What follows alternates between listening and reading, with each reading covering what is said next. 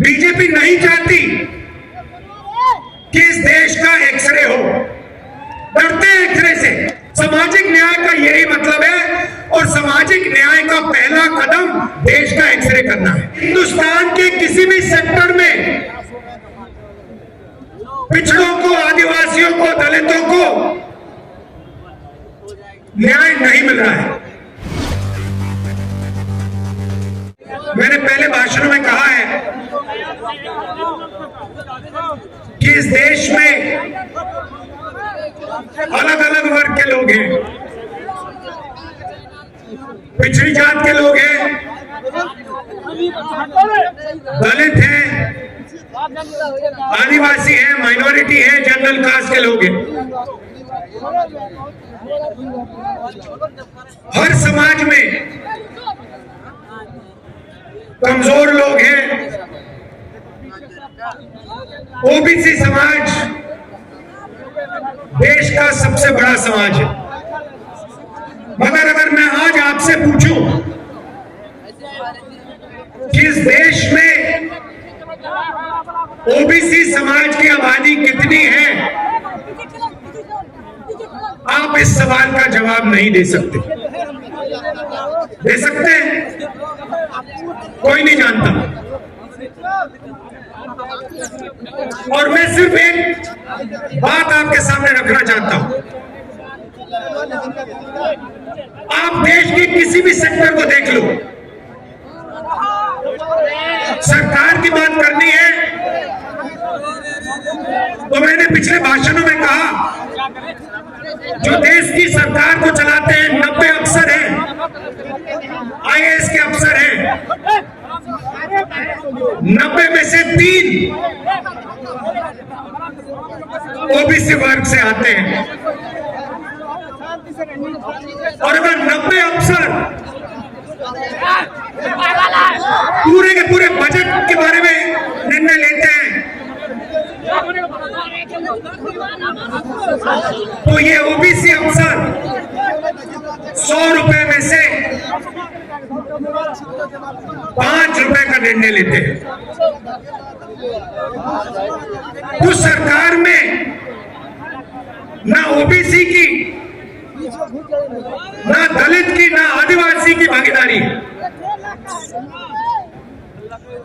सरकार को छोड़िए, हिंदुस्तान की सबसे बड़ी 500 कंपनीज को देख लीजिए, उनकी लिस्ट निकालिए,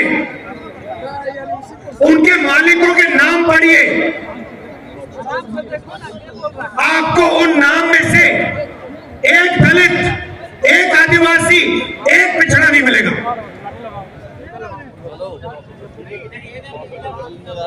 मीडिया को देख लीजिए, अखबारों को देख लीजिए, टीवी को देख लीजिए,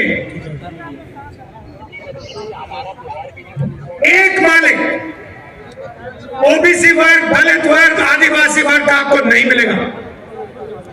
रिपोर्टर मिल जाएंगे, उनको भी कोने में बैठा रखा है, जो उनके दिल में वो बोल नहीं पा रहे हैं। मगर सीनियर मैनेजमेंट में और मालिकों में आपको एक ओबीसी, एक दलित, एक आदिवासी नहीं मिल सकता।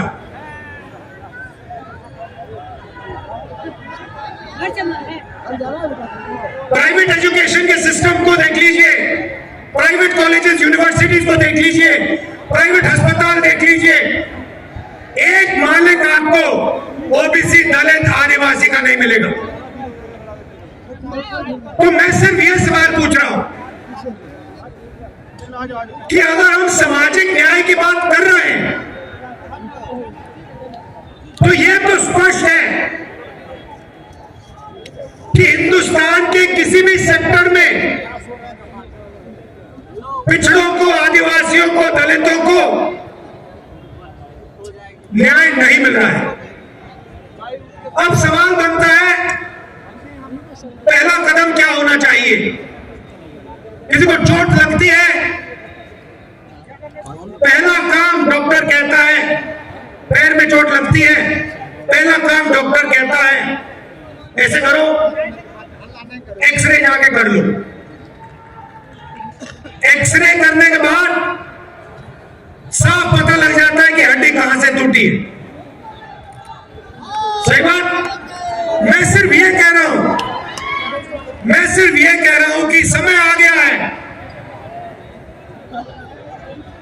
कि हिंदुस्तान का एक एक्सरे हो जाए।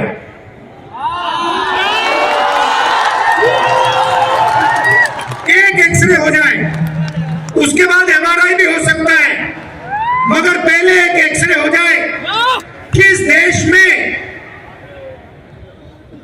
किसकी कितनी आबादी है, लोगों की गिनती हो जाए। जनरल कास्ट के इतने लोग हैं, उसमें से अमीर इतने हैं,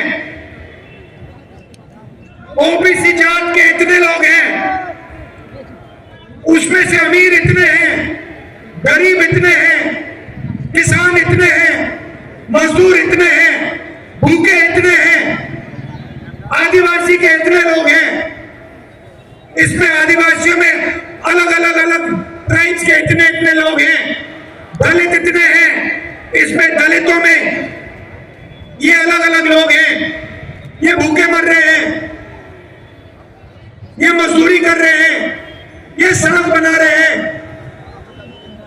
बस मैं यही कह रहा हूं, सामाजिक न्याय का यही मतलब है, और सामाजिक न्याय का पहला कदम देश का एक्सरे करना है।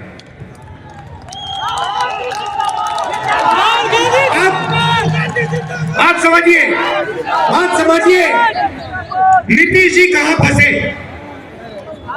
मैं आपको बताता हूं, मैंने नीतीश जी से साफ कह दिया कि देखिए, आपको जाति जनगणना बिहार में करनी पड़ेगी, हम आपको झूठ नहीं देंगे।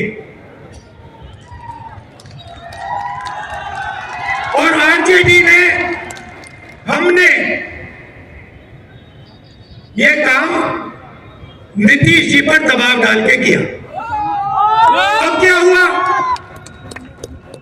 अब दूसरे साइड से प्रेशर आया। बीजेपी नहीं चाहती कि इस देश का एक्सरे हो, डरते हैं एक्सरे से। दूध का दूध, पानी का पानी हो जाएगा, पता लग जाएगा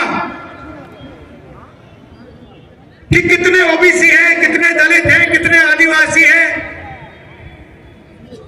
बीजेपी ये नहीं चाहती।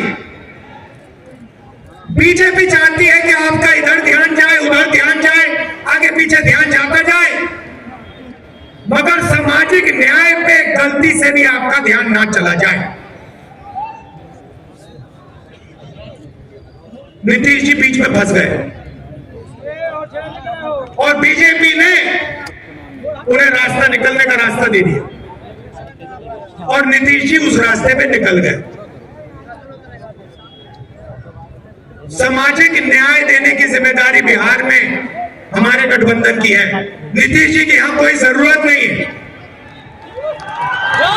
यहां पे हम अपना काम कर लेंगे मिलके।